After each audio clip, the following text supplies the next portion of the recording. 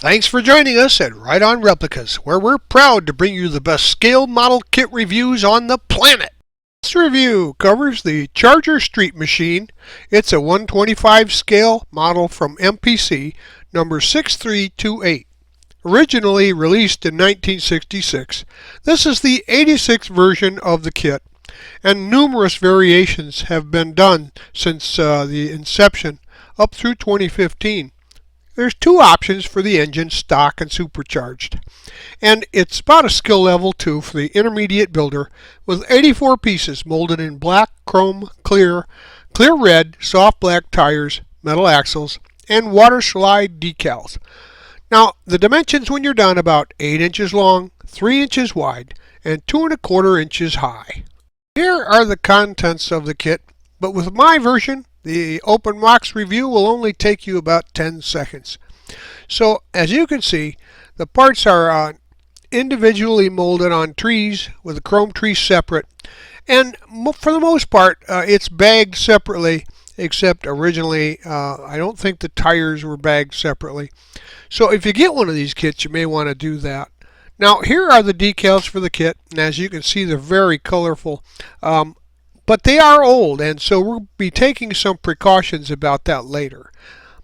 We'll be using Model Master liquid cement mostly, and sometimes super glue for strength, or even white or clear glue for the window parts. Always remember to use the manufacturer's safety and use guidelines when you use any of the products that you see or hear mentioned in the review. Construction begins with the massive Hemi V8 engine, and so we'll put the left and right halves together and then attach the oil pan, and the cylinder heads are attached to the top, and one of them, part 28, is attached to the left, and the second part, number 28, attached to the right. The engine assembly then is primed and then painted a gloss red. The transmission is aluminum, and the starter is semi-gloss black. Now, one of the valve covers can be attached to the left side and the other to the right side of the cylinder heads. Now we can go ahead and locate the headers, and each header has two parts. The two pipes are separate, and they'll be assembled together. And if you don't use the side pipes, then you'll want to add that collector. That's part number 29 there, and assemble the headers, and then paint those steel color and set them aside to dry. As I've mentioned, we built the supercharged version for this build, so grab the blower and the manifold and the front engine and the belt assembly there. And of course the front of the engine is red and added to the block, and the pulleys there are painted a steel color, and the belt is flat black. So assemble the blower. You know, it's chrome pieces. You'll have to scrape off the chrome where you join the parts together, including the intake, and assemble that and add it to the top of the engine. And of course the manifold was placed there first. That was painted aluminum, the intake manifold, and then like I said, add the blower assembly on top, and then add the front end belts and pulleys into position there at the front of the motor. Now we can get those header assemblies that we put together a little while back, and now that they're dry, scrape the ends, or sand the ends off of the headers that go up against the heads there, and then glue those into place. I would use some super glue for strength on those to make sure they stay stuck to the engine. So locate the parts for the wheel assembly. That includes the wheel backs and the center lines, our mags there, and the wheels, tires of course, and then cut out the spider from the inside of the tire, the molding area there, and trim off the wheel backs. Paint those silver, and then the front rim can be placed into the front tire, and then a wheel back installed on the back side. Clean off any paint or chrome where the parts go together there, and this gets repeated for the second tire for your for the front tires. And go ahead and grab the parts for the rear wheel assemblies, and we'll use the same process quite often, as is the case here. The wheels are a little bit deeper, but the assembly is the same, and paint the wheel backs silver on the outside. Scrape off any paint or chrome, and assemble the tires together.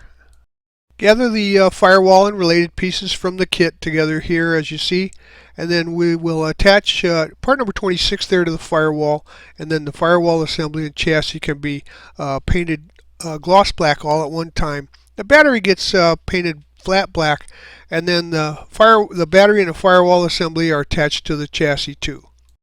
Now grab the engine assembly and scrape off the glue where it will contact motor mounts on the chassis, and go ahead and glue that into place. Use some super glue for strength there too. Get out the parts, drivetrain pieces for the rear end there, and you can see it's all attached, including the drive shaft, along with the pipes there, and then paint the suspension pieces semi-gloss black, and use some steel for the drive shaft. Now attach the drive axle to the chassis assembly, and then they get painted parts 22. They get painted steel and attached to the leaf springs on both sides, and the exhaust pipe on the left and the right can be added, and then attach the side pipe to that. Now we can add the wheels to the chassis, and the metal axles, they're a tight fit and you want them to be, so carefully tap one into one of the front tires, and then slide it through the axle holes in the chassis, and then press the other tire onto the other end, and then you can do the same thing with the rears. Go ahead and just start one by tapping it in and then pressing the other one into position after you get the axle through the chassis. Now you can get these parts out, and we'll work on the interior. The rear seat backs are attached to the fronts, and this is done for both rear seats. And then the interior, the rear seats, front seats, the armrest and the front armrest for the fronts and rears are painted semi-gloss black. The center console then can be attached to the interior assembly, and the shifter and the front armrest are attached to the center console, and the two front seats rear and the armrest and both rear seats are attached to the interior assembly also. So get out the pieces for the dashboard and the steering wheel, and they're painted semi-gloss black. And the instrument gauges are just attached to the back of the dashboard there, and the steering wheel is silver, and it gets installed into the dash. And then the optional instrument gauge cluster is attached to the steering wheel, and the dashboard assembly then can be glued into the interior assembly and the receiving notches. Now we can clean up the body of any flash or parting lines that you see there, and once you've gotten it nice and smooth, you can primer it inside and out. And then I loved the color combination of the box art, so I decided to use that and just painted the body gloss black both in and out. And after the paint gets dried, then you can add the decals and then clear coat that afterwards. But you can also, prior to that, you can add the tail light lens. It gets attached to the tail light lens bezel, and then the clear part cement is used to install those pieces together, and then the rear bumper can be glued to the body. And once you get ready to install those decals, there's something that you should do. There's a fixative that you can apply to older decals like these to make sure that they don't come apart in the water when you're soaking them, as water slide decals can do when they get old. So the Decal Bonder I used was a Tester's brand. It's a pretty good formula, or you can use light coats of just some clear lacquer. The only thing is that now you have to cut the decals out of the sheet. They won't just float off, and you have to cut them very close to where the decal actually is. Otherwise the paint carrier will come with it and stay attached to the entire sheet. So you have to do a little precautions when you're building kits that are this old to make sure that the decals stay intact. But once they're on, you can also use some of the aftermarket setting solutions to make sure that they conform to the contours of the body. So now it's time to gather up the bumpers, and you can scrape the chrome off the back where they will contact plastic of the interior body portion, and scrape the paint off of that to make sure you get a good bond, and go ahead and glue the front and rear bumpers or grill and front rear bumper into place.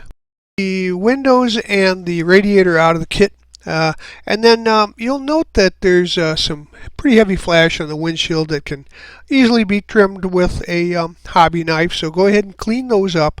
And then the radiator gets painted flat black and attached to the body assembly, and the windshield and the back window then can be glued into place using some clear part cement or some white glue so as not to fog those windows. Now test fit the interior tub for where it will locate inside the body. Go ahead and scrape any paint off that's necessary for a good bond and glue that into place and let it dry. We can use the same process to locate the body onto the chassis, locate the contact points inside where the part's made up, scrape any paint off, and then add some glue, and go ahead and mate the body to the chassis at this time. Now go ahead and locate the hood, but it will need some modifications before we paint that. We have to cut out a section for the blower on the engine, and then once that's done and smoothed out with some file sticks, etc., you can paint it gloss black just like the car. There's a template for cutting it out, and just use the back side of a hobby knife to scribe through that until you get a good clean cut, and then clean it up.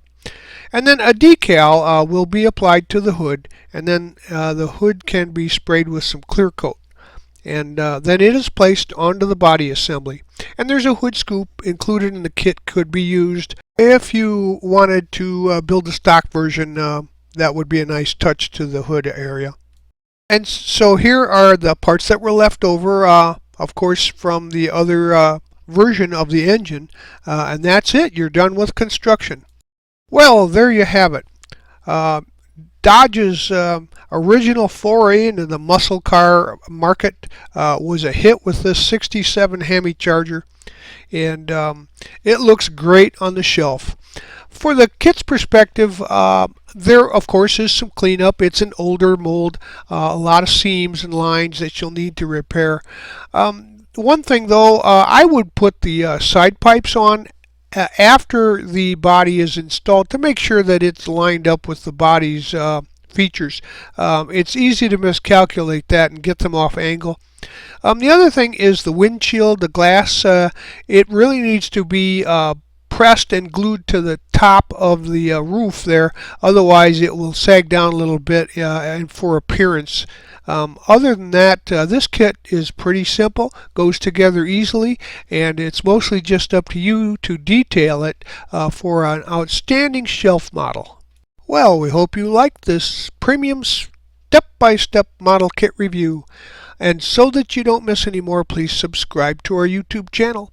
But you can find us on Facebook and at our website, rightonreplicas.com. Thanks.